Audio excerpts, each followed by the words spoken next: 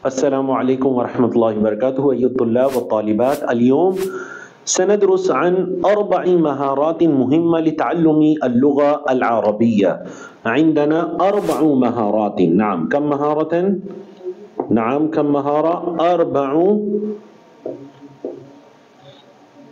مهارات لتعلم اللغة العربية. حتى اللغة الإنجليزية، حتى اللغة الأردية. يعني لو تريد أن تتعلم اللغة الإنجليزية فلازم أن تتقن في 4 مهارات.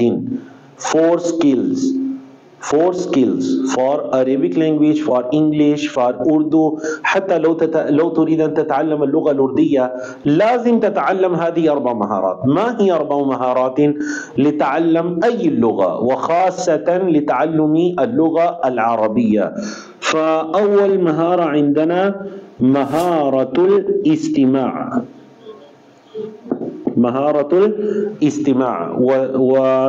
والمهارة الثانية عندنا مهارة القراءة. مهارة الاستماع listening skill، مهارة القراءة reading skill، والمهارة الثالثة عندنا مهارة المحادثة أو نقول مهارة التحدث. محادثة نقول speaking skill. and مهارة الكتابة writing skill. هذه 4 مهارات. يعني الطالب يريد أن يتعلم اللغة العربية ولا يريد أن يتقن في هذه المهارات فلا يستطيع طالب العلم أن يتعلم اللغة العربية. لا بد أن تتقن في مهارة الاستماع.